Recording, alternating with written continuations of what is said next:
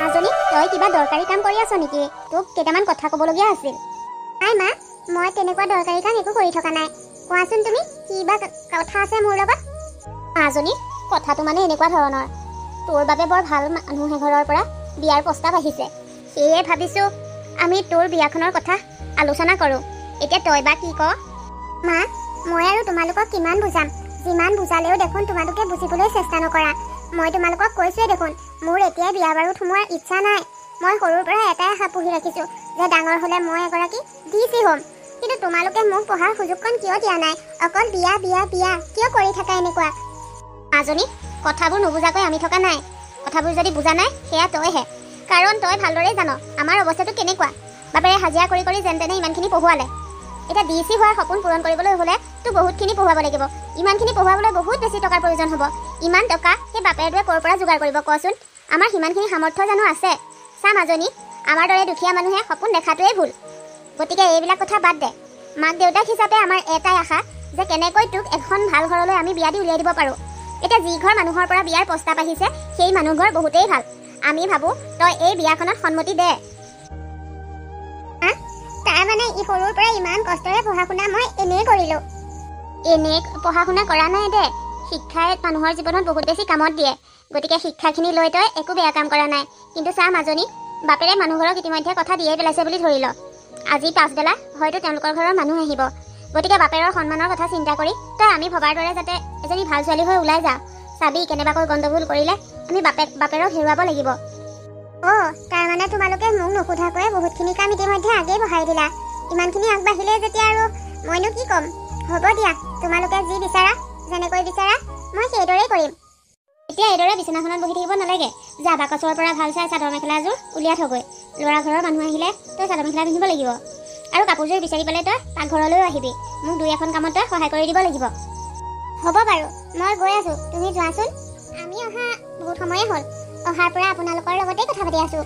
ছোৱালীজনীকো বাহিৰলৈ মাতক, তাইৰ লগতো দুই এটা কথা পাতোঁ। ৰ'ব, মই মাতিছোঁ। ৰশ্মি, ৰশ্মি মাজনী, ওলাই আহচোন। হা, মাতিছিলা? মাতিছিলোঁ। আলহী কেতিয়াবাই আহিলে নহয়, তোৰ লগত চাহ চিনাকি হ'ব বিচাৰিছে, সেয়ে মাতিলোঁ। নমস্কাৰ খুৰী, ভালনে আপোনালোকৰ? আমাৰ ভালেই। পিছে আমি তোমালোকৰ ঘৰলৈ কিয় আহিছোঁ তুমি জানানে নাজানা? এয়া মোৰ ল'ৰা দীপক, আৰু এই দীপকৰ বাবে তোমাক বিয়া পাতি নিবলৈ আমি প্ৰস্তাৱ দিছোঁ। এতিয়া তুমি বা কি কোৱা? আমাৰ ল'ৰাক তোমাৰ পচন্দ হৈছেনে নাই? মইনো আৰু কি ক'ম? মা আৰু দেউতাই ইতিমধ্যে আপোনালোকৰ লগত কথা পাতিছেই। কিন্তু মই খন্তেক সময়ৰ বাবে আপোনাৰ ল'ৰাৰ লগত অকলশৰে কেইটামান কথা পাতিব বিচাৰোঁ, যদি আপুনি অনুমতি দিয়ে। তুমি একদম ঠিক কথাই কৈছা। বিয়া পতাৰ আগতে ইজনে আনজনৰ মনৰ কথাবোৰ বুজি লোৱাটো অতি দৰকাৰী। গতিকে যোৱা, তোমালোক দুয়োটাই কি পাতিব লগা আছে পাতি লোৱাগৈ। ৰশ্মি, তুমি মোক এইদৰে বাহিৰলৈ মাতি লৈ আহিলা যে কিয়? তোমাৰ মোৰ পচন্দ হোৱা নাই নেকি? মোৰ কিন্তু তোমাক বহুতেই পচন্দ হৈছে। মোৰ এনে লাগিছে যেন তোমাক আজিয়েই বিয়া পাতি লৈ যাম। নাই, মই পচন্দ অপচন্দৰ কথা পাতিবলৈ আপোনাক এইদৰে মাতি অনা নাই। মই কেইটামান দৰকাৰী মোৰ বিষয়ে কথা আপোনাক ক'বলৈহে মাতি আনিলোঁ। ধৰি লওক, বিয়াৰ আগত মই দুটা চৰ্ত আপোনাক দিব বিচাৰিছোঁ। প্ৰথম চৰ্তটো হ'ল, সৰুৰ পৰা মই পঢ়া শুনা কৰি বিৰাটেই ভাল পাওঁ। আৰু সৰুৰ পৰাই মই মনত এটাই সপোন পুহি ৰাখিছিলোঁ যে ডাঙৰ হৈ মই এজনী ভাল ডিচি হ'ম। কিন্তু এতিয়া মা দেউতাৰ কথাত লাগি মই বিয়াৰ কথাত সন্মতি দিব লগা হৈছে। গতিকে মই বিচাৰিম বিয়াৰ পাছতো যাতে আপুনি মোক পঢ়া শুনা কৰাত যাতে আপুনি মোক কেতিয়াও বাধা নিদিয়ে। আৰু 2 নম্বৰ চৰ্তটো হ'ল, মই মা দেউতাৰ একমাত্ৰ সন্তান।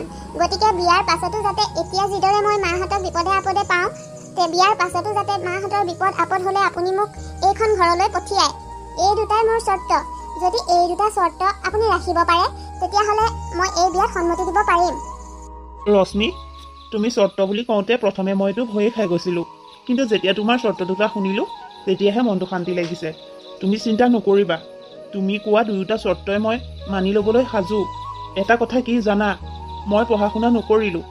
মা আৰু দেউতাৰ বহুতেই আশা আছিল যে মই পঢ়া শুনা কৰি ভাল এজন অফিচাৰ হ'ম। কিন্তু কিয় নাজানো, পঢ়া শুনাৰ প্ৰতি মোৰ একেবাৰে ধাউতি নাছিল। এতিয়া তুমি যদি পঢ়া শুনা কৰিব বিচাৰা, তেতিয়াহ'লে তোমাক মই 100% ছাপোৰ্ট কৰিম। তুমি অকণমানো চিন্তা নকৰিবা। আপোনাৰ কথাকেইটা শুনি সঁচাকৈ মনটো ভাল লাগিছে। আপুনি যদি সঁচাকৈয়ে মোক পঢ়া শুনা কৰিবলৈ দিয়ে তেতিয়াহ'লে যিখিনি সপোন আপুনি মা দেউতাই পূৰণ কৰিব নোৱাৰিলে সেইখিনি সপোন মই পূৰণ কৰিম। আপুনি যেতিয়া মোৰ চৰ্তটো মানি লৈছে তেতিয়াহ'লে মোৰো আৰু এই বিয়াত বাধা দিবলগীয়া একো কাৰণেই নাই। মই এই বিয়াৰ বাবে সম্পূৰ্ণ সাজু। আপুনি যাওক, ভিতৰত কথাটো জনাই দিয়কগৈ। ঠিক আছে, মই তেতিয়াহ'লে এতিয়াই ভিতৰত গৈ কথাটো জনাই দিওঁগৈ। সঁচাকৈয়ে মা আৰু দেউতাই বৰ ভাল মানুহ এঘৰ বাছনি কৰিছে যেন লাগিছে। মানুহজনৰ লগত কথা পাতি এনেকুৱা লাগিল মানুহজন যে খুব ভদ্ৰ আৰু অমায়িক। হওক, সদায় এনেকুৱা হৈ থাকিলেই হ'ল আৰু। মা, আপোনাৰ বাবে চাহ আনিছিলোঁ। ৰশ্মি, ইমান কষ্ট কিয় কৰিব লাগেনো? মোক মা দেখাই দিয়া হ'লে মই পাকঘৰলৈকে গ'লোহেঁতেন নহয়। আজিৰ পৰা এইদৰে ৰুমলৈ চাহ লৈ নানিলেও হ'ব। মোক মাতি দিবা, মই তালৈকে যাম। মা, পাকঘৰৰ পৰা আপোনাৰ ৰুমলৈ চাহখিনি আনোতে কিনো কষ্টখন হৈছে? একো নহয় দিয়ক, বোৱাৰী হিচাপে মই সেইখিনি কৰিব পাৰিম। ৰশ্মি, তুমি এইখন ঘৰলৈ অহানো হৈছে কেইটা দিন? খুব কম দিনৰ ভিতৰতে তুমি আমাৰ গোটেই ঘৰখন ইমান সুন্দৰকৈ চম্ভালি ল'লা। সঁচাকৈ মই দেখিয়ে বহুত বেছি সুখী হৈ পৰিছোঁ। আমাৰ ভাগ্যখন সঁচাই ভাল, সেইবাবে তোমাৰ দৰে ছোৱালী এজনী আমাৰ ঘৰত বোৱাৰী হিচাপে পাইছোঁ। মাজনী, সদায় এইদৰে থাকিবা দেই। পুৰণা হ'লে যাতে তোমাৰ এই ৰং সলনি নহয়।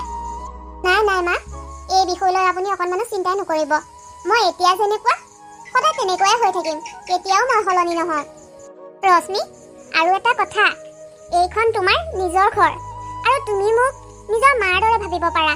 গতিকে ভৱিষ্যতে যদি কিবা অসুবিধা হয়, কিবা ক'বলগীয়া কথা থাকে, তেতিয়াহ'লে মোলৈ ভয় নকৰি মোক তুমি নিঃসন্দেহে ক'ব পাৰিবা। কাৰণ মই তোমাক বোৱাৰী হিচাপে নহয়, মোৰ ছোৱালী হিচাপেহে আদৰি লৈছোঁ। আপোনাকো মই মোৰ শাহু হিচাপে ভবা নাই। মই আপোনাক মোৰ নিজৰ মাৰ দৰে ভাবি আহিছোঁ। চিন্তা নকৰিব মা, মোৰ কিবা ক'বলগীয়া কথা থাকিলে আপোনাক মই খোলাখুলিকৈ ক'ম। আপোনাৰ পৰা মই কোনো কথা কেতিয়াও নুলুকুৱাওঁ। চাওকচোন, অহাৰ পৰা আপোনাৰ লগত কথা এটাই লাগি আছোঁ। চাহখিনি চেঁচাই হৈ যাব এতিয়া, মোক খাই লওক। হয়তো আকৌ মই পাহৰিয়ে গৈছিলোঁ চাহৰ কথা। দিয়া খাই লওঁ। মই সঁচাকৈ এনেই ইমানখিনি ভয় কৰি আছিলোঁ। মই ভবাৰ দৰে মা আৰু দীপক একেবাৰেই নহয়। তেওঁলোক দুজন ইমান ভাল মানুহ, আৰু মই ইমান কম দিনৰ ভিতৰতে এই ঘৰখন নিজৰ বুলি ভাবি ল'ব পৰা হ'লোঁ। তেওঁলোকক মোৰ একেবাৰে আপোন যেন লগা হ'ল। সঁচাকৈ মা দেউতাই বৰ ভাল ঘৰ এখনলৈ মোক বিয়া দি উলিয়াই দিলে। মই এইখন ঘৰলৈ আহি বিৰাটেই সুখী। আৰু মাৰ কথা যে ক'বই নালাগে। মায়ে কেতিয়াও মোক সেইখন ঘৰৰ কথা মনত পৰিবলৈ সুবিধাই নিদিয়ে।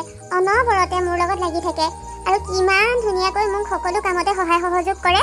শাহু নহয় যেন মোৰ জা জোৱালীহে। সঁচাই এনেকুৱা ভাগ্য সকলোৰে নাথাকে। ধন্যবাদ ভগৱান, তুমি যে মোৰ কপালখন ইমান ভালদৰে লিখি দিলা, তাৰ বাবে তোমাক বহুত ধন্যবাদ।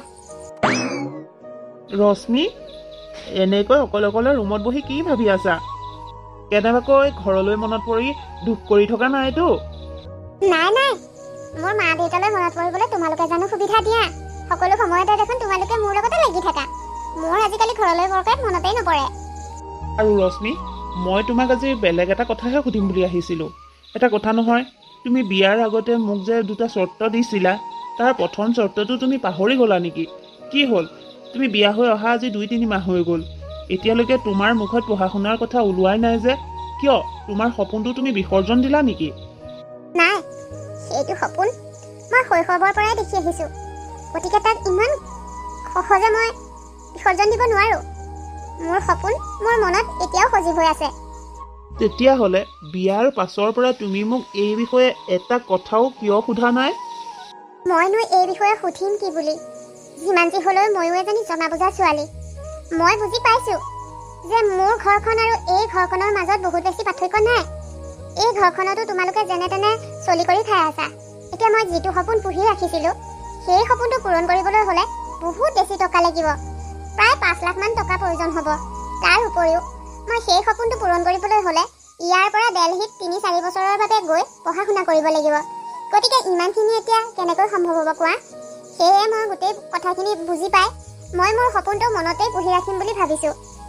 নাই, তুমি তেনেকৈ ভাবিলেও মই তেনেকৈ ভাবিব নোৱাৰোঁ নহয়। বিয়াৰ আগতে তোমাক মই কথা দি থৈছোঁ যে তোমাৰ সপোন মই পূৰণ কৰিম। আৰু তোমাৰ কথাখিনি মই মাৰ লগতো আলোচনা কৰিছোঁ। আৰু ভাল কথা কি জানানে? মায়ে যে তোমাৰ এই কথাটো শুনি বহুত ভাল পাইছে। সেয়ে মায়েও মোক কৈ আছে। গতিকে মই ভাবিছোঁ তুমি টকা পইচাৰ কথা চিন্তা কৰিব নালাগে। মই সেই যিখিনি টকা প্ৰয়োজন হয় কিবা কৰি হ'লেও যোগাৰ কৰি দিম। তুমি দিল্লীত পঢ়িবলৈ যাবৰ বাবে যোজা আৰম্ভ কৰি দিয়া। এতিয়া তোমাৰ সপোন মানে আমাৰ সপোন নহয় জানো? তুমি যদি পঢ়া শুনা কৰি ভাল ডাঙৰ চৰকাৰী চাকৰি এটা পোৱা, তেতিয়া আমাৰ পৰিয়ালটোৰ বাবেই ভাল হ'ব। গতিকে তুমি টকা পইচাৰ কথা চিন্তা নকৰি তুমি তোমাৰ সপোন পূৰণ কৰিবলৈ আগবাঢ়ি আহা। কিন্তু তুমি ইমানখিনি টকা কেনেকৈ যোগাৰ কৰিবা? এইটো জানো সম্ভৱ হ'ব পাৰে? সম্ভৱ কিয় হ'ব নোৱাৰে ৰশ্মি? এই পৃথিৱীত চেষ্টা কৰিলে অসম্ভৱ বুলি একোৱেই নাই। গতিকে এইবিলাক বিষয়ে তুমি চিন্তা কৰিব মুঠেই নালাগে। তুমি কেৱল পঢ়া শুনা কৰিবলৈ যোজা আৰম্ভ কৰা।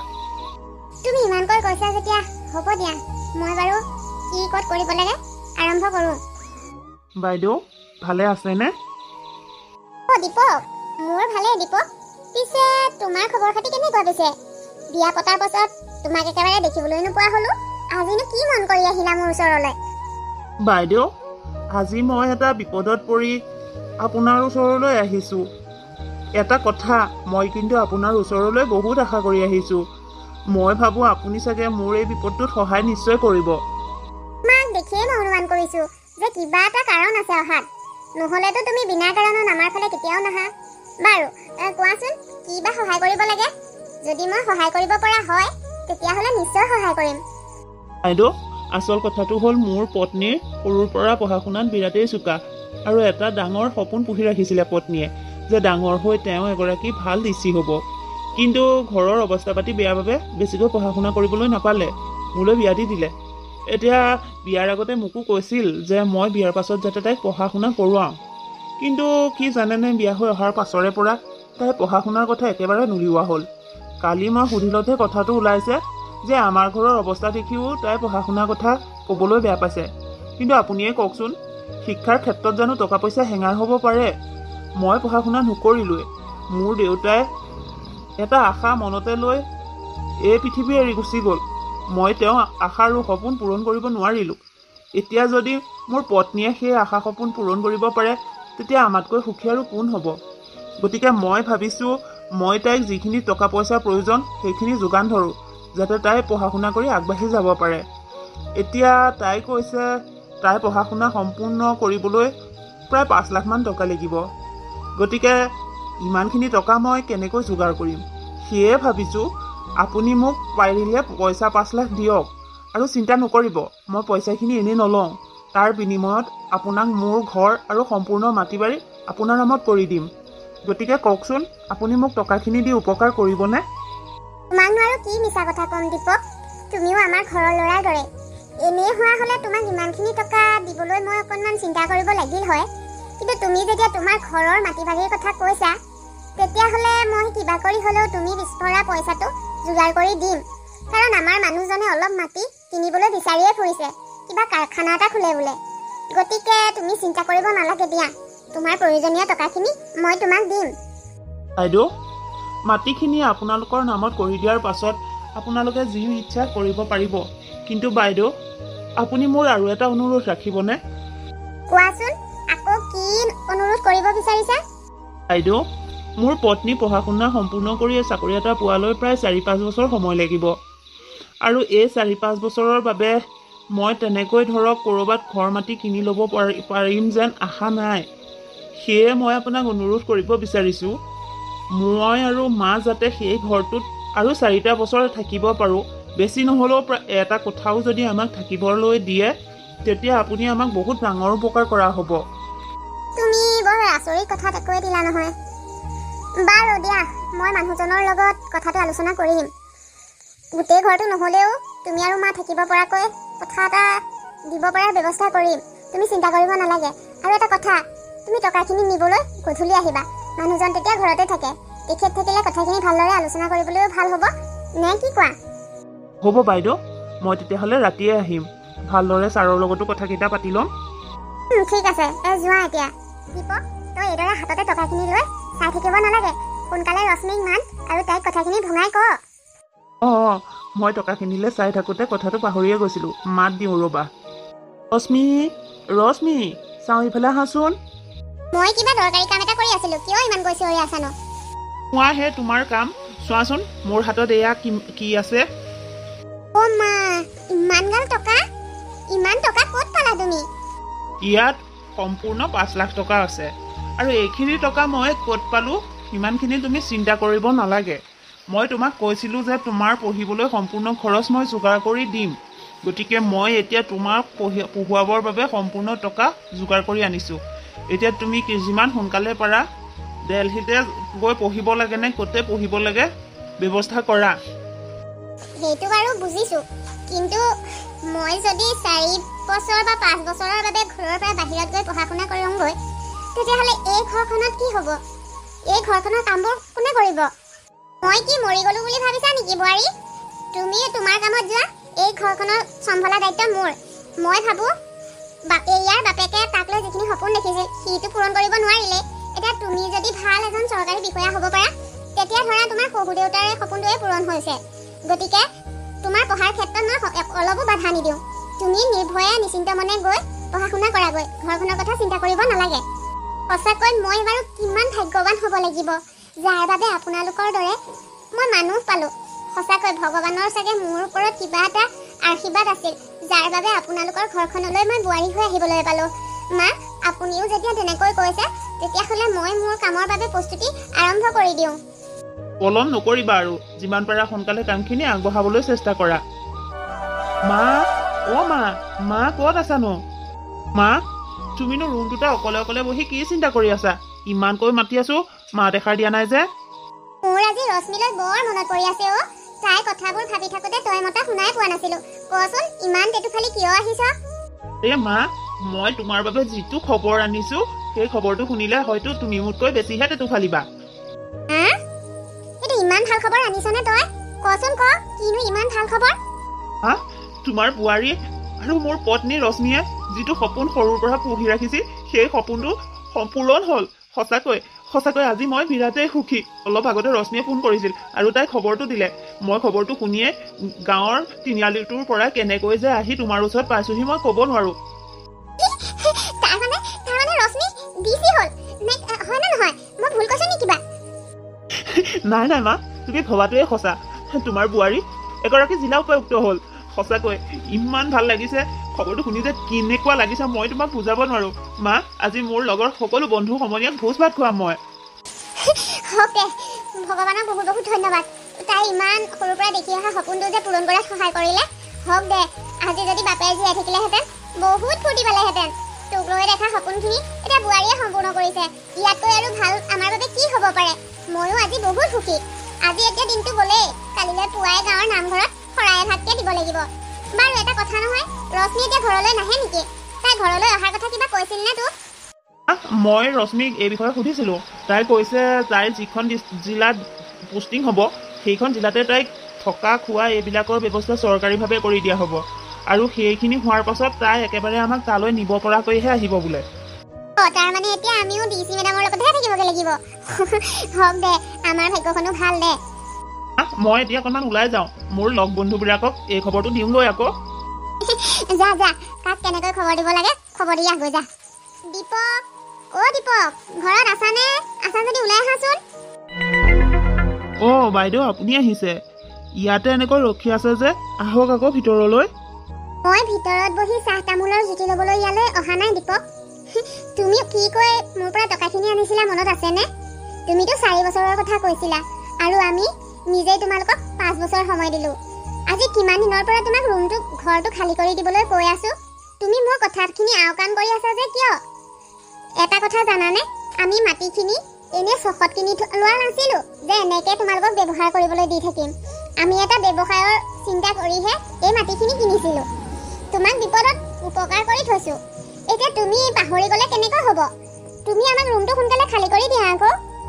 আৰু এটা কথা নহয়, শুনিছিলোঁ তোমাৰ পত্নী বোলে ডিচি হ'ল। ক'তা ডিচি হোৱা খবৰ পোৱা আজি এমাহে হ'ব হ'ল। আজিলৈকে দেখোন তাই এখন ঘৰত ভৰি এটা থ'বলৈও অহা নাই।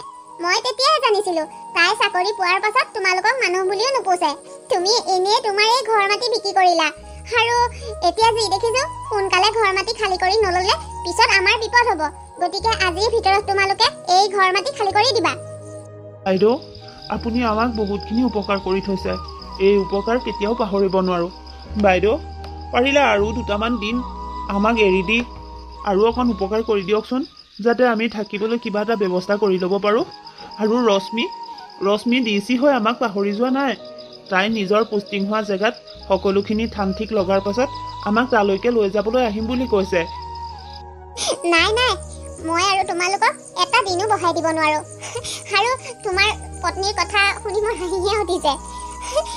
তোমালোকক এইবিলাক বৰশীৰ টোপ দিয়া দি এনেই মিছা আশা দি আছে, বুজিলা? তাই আৰু ইয়ালৈ নাহে। তোমালোকে ডিচি মেডামৰ লগত থকাৰ সপোন পাহৰি যোৱা, বুজিলা? মিনিট, আপুনি অকণমান ৰখিব, মই আপোনাৰ ওচৰত গৈ পাই লওঁ মানে। ৰশ্মি আহিছে? একো খবৰ খাতি এটা নিদিয়াকৈ তাই এইদৰে ওলালেহি যে? দীপক, মই আকৌ ভাবিছিলো তাই আহিব বুলি তোক খবৰ দিছিলে। তোকো খবৰ দিয়া নাই। তাই এইদৰে আহিছে যে, হওক যে আহিছে যে আকৌ। অ ৰশ্মি, তুমি আহিলা? মই আকৌ ভাবিছিলো ডিচি হৈ তুমি সেই দুখীয়া শাহু আৰু স্বামীক পাহৰিয়ে গলা বুলি। হওক দিয়া, ইমানখিনি কৰিব পাৰিও যে এই মানুহ দুটাক পাহৰি যোৱা নাই, ভালেই কৰিছা দিয়া। আৰু আপুনি ভবাটোকে শুদ্ধ হ'ব বুলি ভাবি এইদৰে কথা শুনাবলৈ আহি পাই গ'লহি, নে কি কয়? নাই নাই, তুমি ভুল ভাবিছা। মই কথা শুনাবলৈ অহা নাই। আচলতে তোমাক পঢ়ুৱাবৰ সময়ত দীপকে মোৰ পৰা টকা 5 লাখ আনিছিল।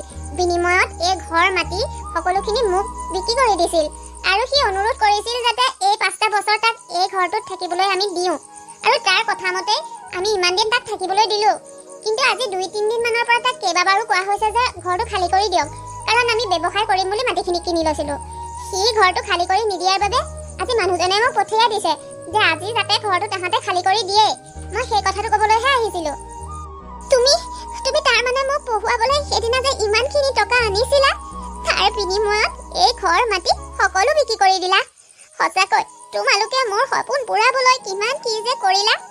মই তোমালোকৰ এই কথা কেতিয়াও পাহৰিব নোৱাৰো। একো নহয় অ ৰশ্মি, হওক দিয়া। আমি কৰা এই ত্যাগখিনি অথলে যোৱা নাই। যিটো কামৰ বাবে আমি টকাখিনি খৰচ কৰিছিলো, সেই কামটো ফল ধৰিলে। এতিয়া আমি মাটি বাৰীখিনি বেকি হৈ গ'লেও, আনৰ হাতলৈ গ'লেও অকণমানো দুখ নকৰো। তুমি এইবোৰ কথা ভাবি নাথাকিবা। আপোনালোকৰ ঘৰুৱা কথাখিনি পাছতেই পাতিব নেকি? আপোনালোকৰ এতিয়া বোৱাৰীও আহিল যেতিয়া সোনকালে আমাৰ ঘৰটো খালী কৰি দিয়ক। আপুনি ঠিকেই কৈছে। আপুনি বেছি চিন্তা কৰিব নালাগে দিয়ক। আজিয়েই এই ঘৰটো খালী কৰি দিয়া হ'ব, কাৰণ মই মা আৰু এখেতক মোৰ পোষ্টিং হোৱা জেগালৈকে নিবলৈ আহিছোঁ। গতিকে এই ঘৰটো আপোনালোকক আজিয়ে খালী কৰি দিয়া হ'ব। হওক দিয়া, কথাটো শুনি ভালেই লাগিল। মই এতিয়া যাওঁ, তোমালোক ভালদৰে যাবা।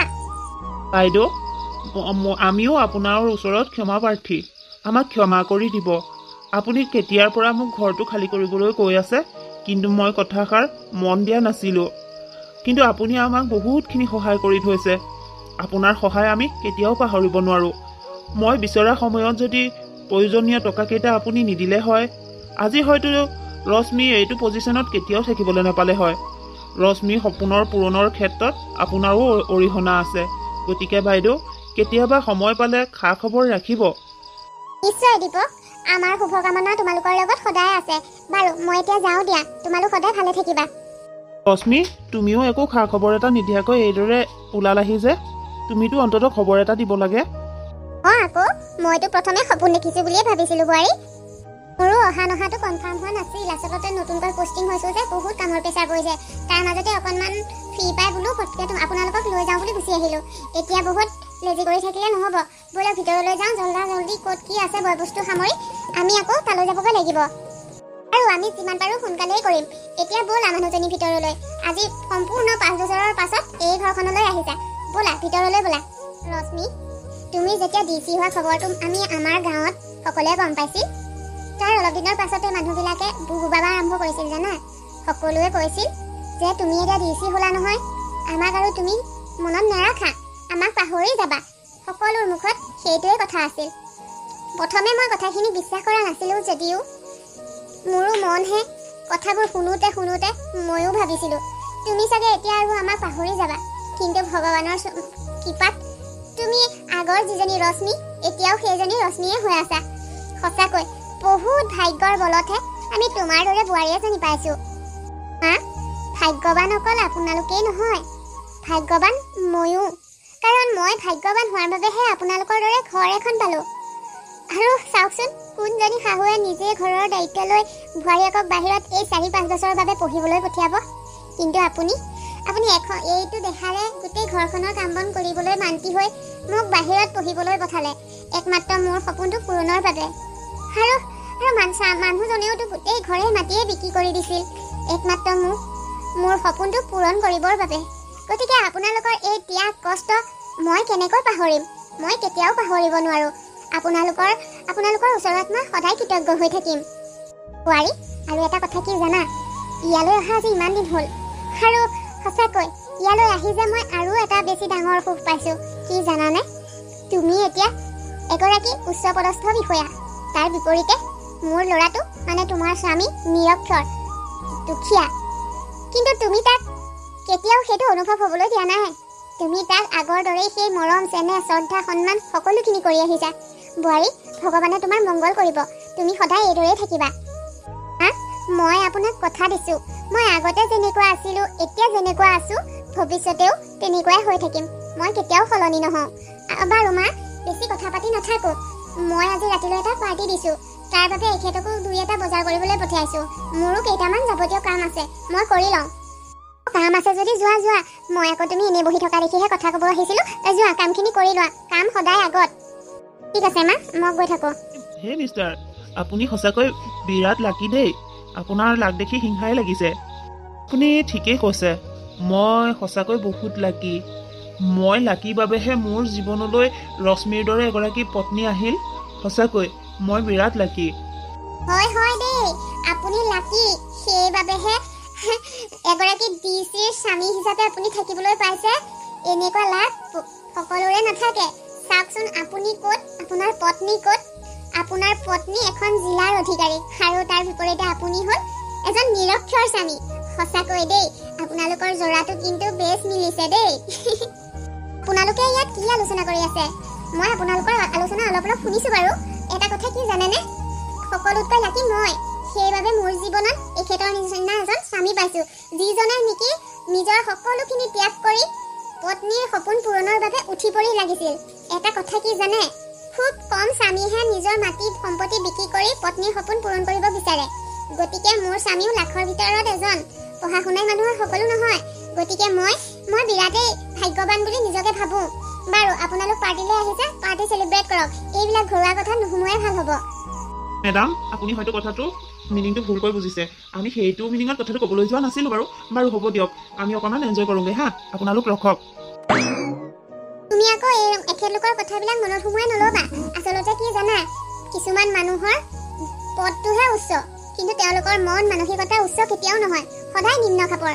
আৰু নিম্ন খাপৰ মানুহেহে এইবিলাক কথা চিন্তা কৰে। গতিকে তুমি এইবিলাক কথা ভাবি নাথাকিবা। মই অকণমান ইফালৰ পৰা আহোঁ হা, লগৰ বন্ধু কেইজনমানে মাতি আছে। ৰশ্মি, জানো তুমি এইবিলাক মোৰ মনটো ভাল লাগক বুলিয়ে কৈছা, কিন্তু মানুহলে কোৱা কথাবোৰ জানো মিছা? সঁচাকৈ তুমি ক'ত মই ক'ত চোৱাচোন। আৰু মই কি ভাবিছোঁ জানা? মই চাগে তোমাৰ লগত থাকিলে তোমাৰ মান সন্মানহে হানি হ'ব।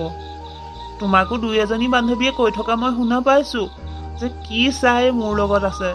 তুমিতো এজন এতিয়া জিলাৰ অধিকাৰী, আৰু এজনী জিলাৰ অধিকাৰী হৈ তুমি মোৰ দৰে স্বামীৰ লগত আছা। সকলো আচৰিত হ'ব দিয়াচোন।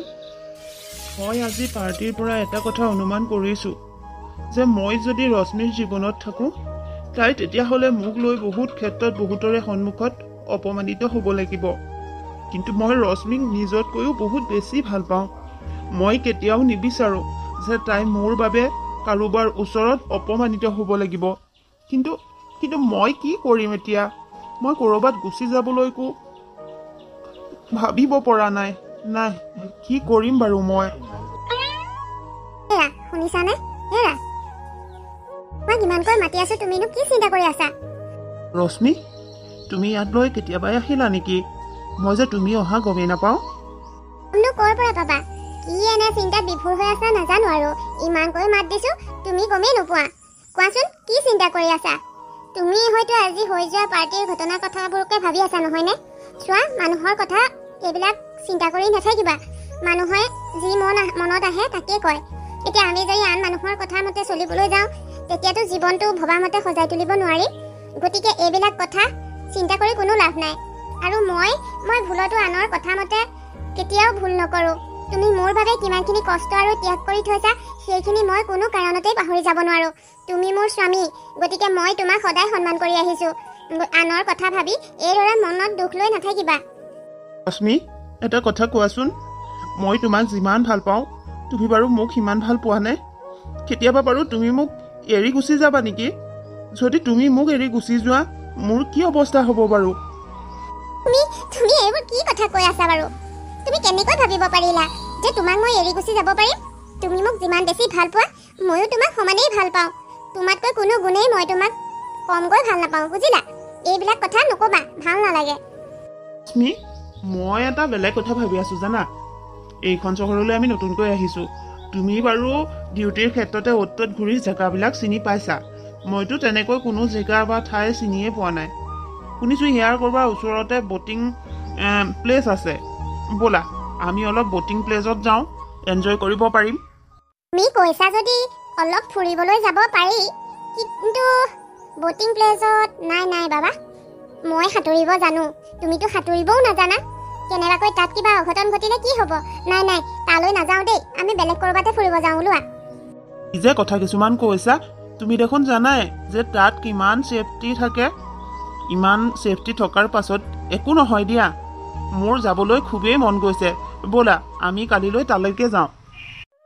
তোমাৰ যদি ইমানেই ইচ্ছা গৈছে ঠিক আছে, তুমি বিচৰা ঠাইখিনিলৈকে যাম।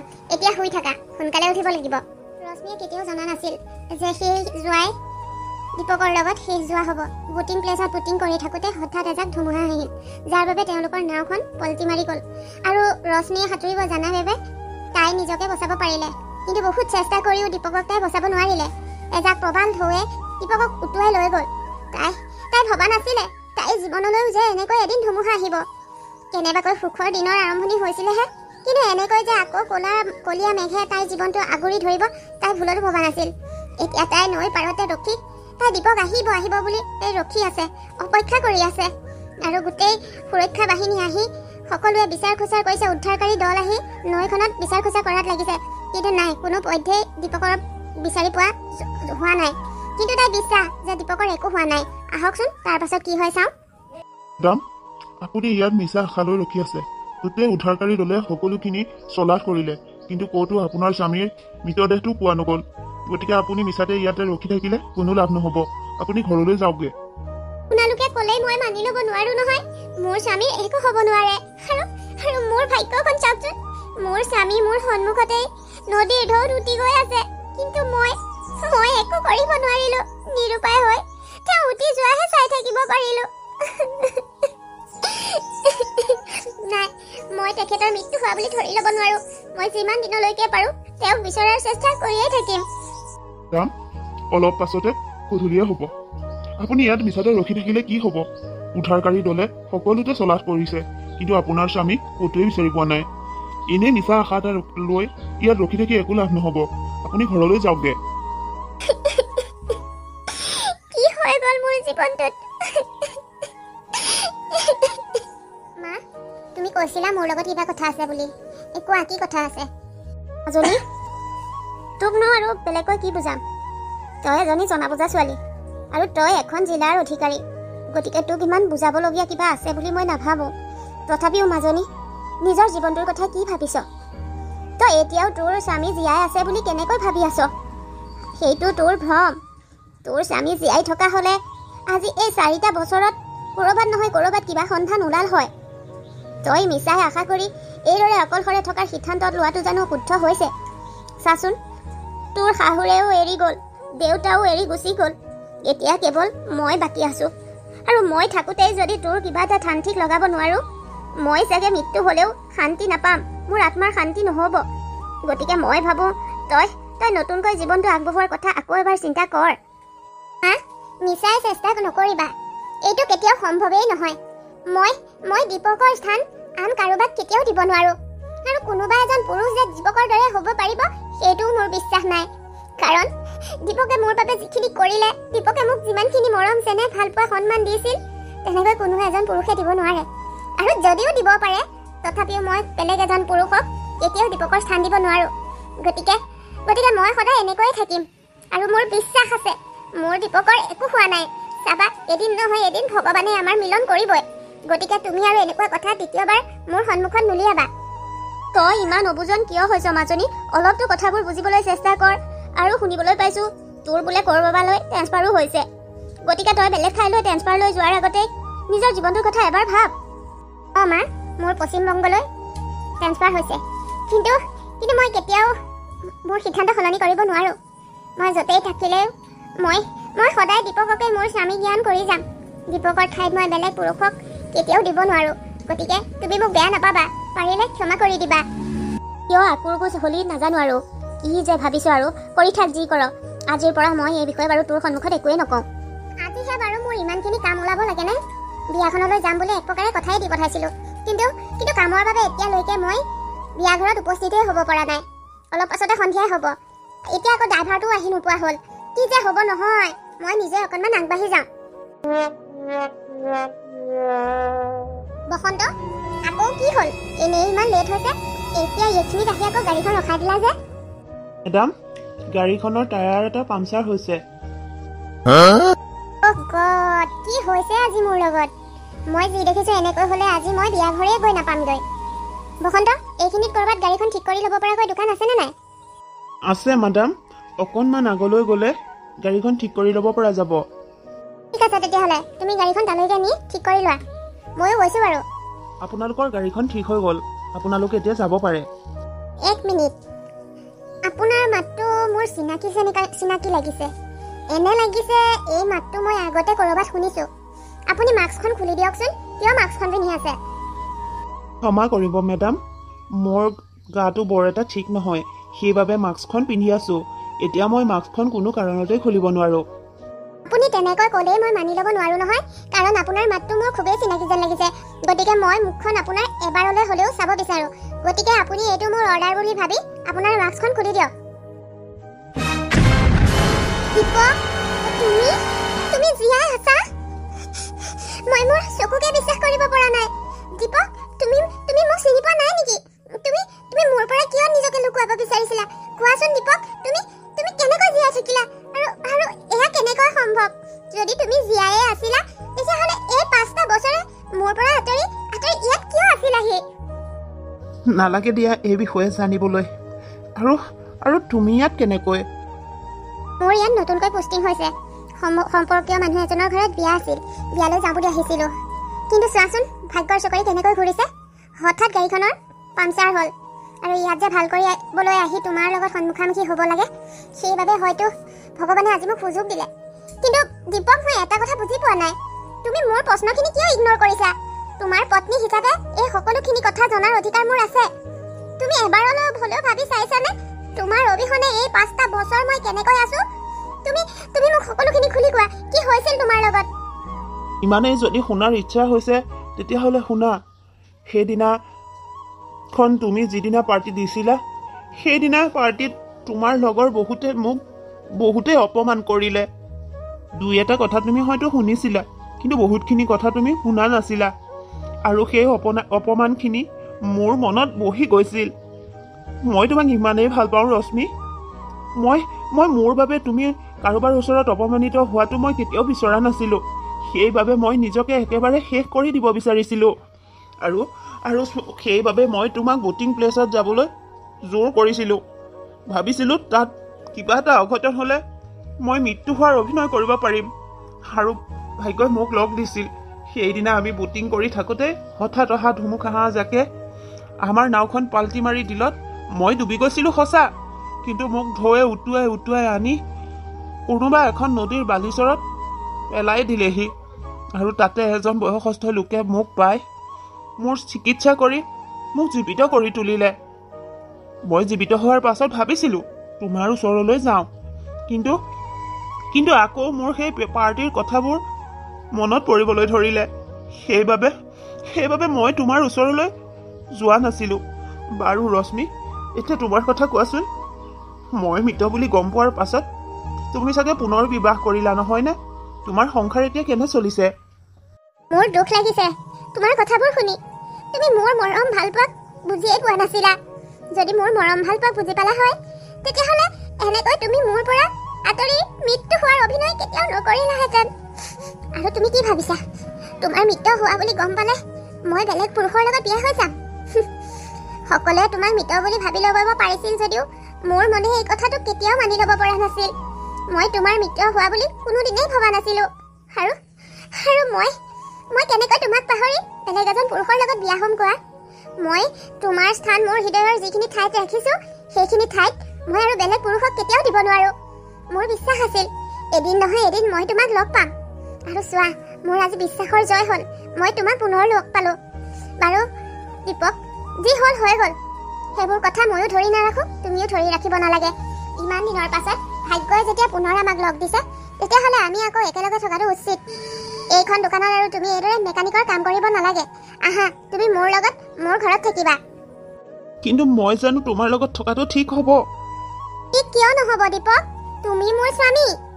পত্নীৰ লগত স্বামী থকাটো ঠিক নহ'ব কেনেকৈ পাৰে? তুমি বেলেগৰ কথা চিন্তা কৰিব নালাগে। তুমি যদি এক মুহূৰ্তলৈ হ'লেও মোক সঁচাকৈ ভাল পাইছিলা, তেতিয়াহ'লে মোৰ কথাত অকণমানো আপত্তি নকৰি আহা এতিয়া মোৰ লগত একেলগে আমাৰ ঘৰলৈ যাওঁ। ৰশ্মি, তোমাৰ মৰমৰ ওচৰত মই হাৰি গ'লোঁ। আৰু তোমাক মই কিমান ভাল পাওঁ এয়া হয়তো মই বেলেগকৈ প্ৰমাণ দিব নালাগে। ব'লা, তুমি যেতিয়া ইমান জিদ কৰিছা, এতিয়াৰ পৰা মই তোমাৰ লগতেই থাকিম। দীপক, লগতে আৰু এটা প্ৰমিছ কৰা, এতিয়াৰ পৰা আৰু কোনো দিন যাতে এইদৰে তুমি মোক অকলশৰে এৰি ক'তো গুচি নোযোৱা। নাযাওঁ ৰশ্মি, মই তোমাক কথা দিলোঁ, এতিয়াৰ পৰা কোনো দিন কোনো কাৰণতে মই তোমাৰ পৰা আঁতৰি নাযাওঁ। একমাত্ৰ মৃত্যুৰ বাহিৰে মোক তোমাৰ পৰা আৰু কোনেও আঁতৰাব নোৱাৰে। ব'লা এতিয়া মোৰ লগত, ব'লা গাড়ীত উঠাগৈ। সম্পূৰ্ণ 5 বছৰৰ পাছত দীপক আৰু ৰশ্মিৰ পুনৰ মিলন ঘটিল। এতিয়া তাহাঁতৰ সংসাৰখন অতিয়েই ভাল, অতিয়েই সুখী পৰিয়াল। আৰু প্ৰায় 1 বছৰৰ পাছত দীপক আৰু ৰশ্মিৰ মাজলৈ এটি পুত্ৰ সন্তান আহিলে। এতিয়া আৰু তেওঁলোকক কোনে পায়? বন্ধু বান্ধৱীসকল, আজিৰ কাহিনীটো কেনেকুৱা পালে? ভাল পালে নে বেয়া পালে কমেণ্ট এটা কৰি জনাব।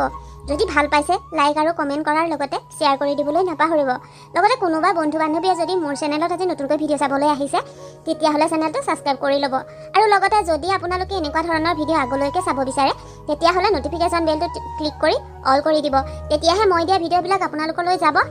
আকৌ এটি নতুন ভিডিঅ'ত লগ পোৱাৰ আশাৰে আজিলৈ আহিছোঁ। Bye bye.